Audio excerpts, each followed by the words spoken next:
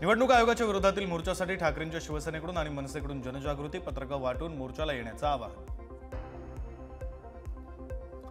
निवडणूक आयोगाविरोधातील मोर्चात काँग्रेस प्रदेशाध्यक्ष हर्षवर्धन सपकाळ सहभागी होणार नाहीत। काँग्रेस पक्षामार्फत इतर पदाधिकारी प्रवक्ते सहभागी होणार।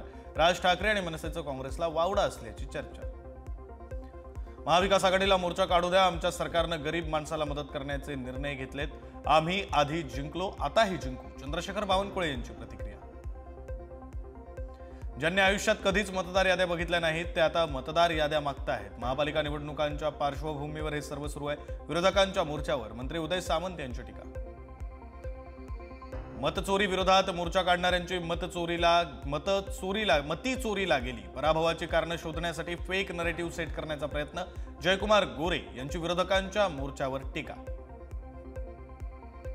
नवी मुंबईत एकाच मोबाईल नंबरवर 288 मतदारांची नोंद। मतदार नोंद झालेला मोबाईल नंबर शासकीय अधिकारी तलाठीचा असल्याची माहिती। दिवसेंदिवस मतदार यादीतील नवे घोळ उघड। निवडणूक आयोगाविरोधामध्ये ठाकरे बंधू कोर्टात जाण्याची शक्यता आहे। येत्या 2 दिवसात ठाकरे बंधू याचिका दाखल करणार असल्याची माहिती। ठाकरे बंधू कायदेतज्ञांची भेट घेत असल्याचीही माहिती। संजय राऊत यांची प्रकृती बिघडली, सार्वजनिक कार्यक्रमात उपस्थित राहणार नसल्याची राऊतांनी पत्राद्वारे दिली माहिती। लवकरच ठणठणीत बरा होऊन नवीन वर्षात भेटेन, राऊतांचं पत्र। संजय राऊत यांची प्रकृती लवकर बरी व्हावी यासाठी प्रार्थना। पंतप्रधान नरेंद्र मोदी यांची पोस्ट। राऊतांची प्रकृती बिघडल्यानं मोदींची पोस्ट। संजय राऊतांचं दुखणं राजकीय नसावं, संजय राऊत मोर्चात नसतील त्यामुळे मोर्चावर परिणाम होईल असं नाही। संजय राऊत मागे बसून देखील मोर्चाला दिशा देऊ शकतात, एवढे ते मोठे आहेत, संजय शिरसाट यांचा टोला। संजय राऊत काळजी घ्या, लवकर बरे व्हा, पत्रकार परिषद घेण्यासाठी पुन्हा मैदानात या, राऊतांची प्रकृती सुधारावी यासाठी नवनाथ बन यांची प्रार्थना।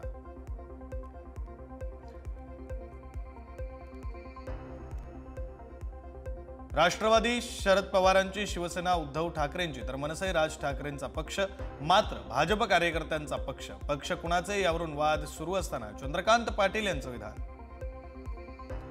पुढच्या आठवड्यामध्ये आचारसंहिता लागण्याची शक्यता, आता कुठला निधी मिळणार नाही, अजित पवारांचं वक्तव्य। कर्नाटकच्या निपाणी सीमा भागामध्ये आज काळा दिन साजरा होणार। 70 वर्षांपासून सीमा भागामध्ये मराठी भाषिकांकडून कर्नाटक राज्य दिनाच्या दिवशी काळा दिन साजरा। पोलीस प्रशासनानं मूक फेरीला परवानगी नाकारल्यानं सभा पार पाडली जाणार।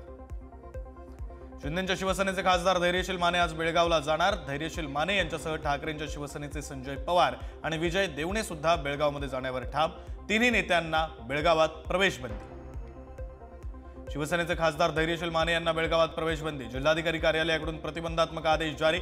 काळा दिन आंदोलनाच्या पार्श्वभूमीवर जिल्हा प्रशासनाचा मोठा निर्णय। नागपुरात आंदोलनस्थळी जात बच्चू कडू यांनी आंदोलकांशी संवाद साधला। मी कर्जमाफी घेऊन आलोय, हा एकतेचा विजय, ही लढाई तुम्ही जिंकली। 13 महिने पंजाबचं आंदोलन चाललं, आपल्याला 3 दिवसात यश आलं, बच्चू कडू यांचं विधान।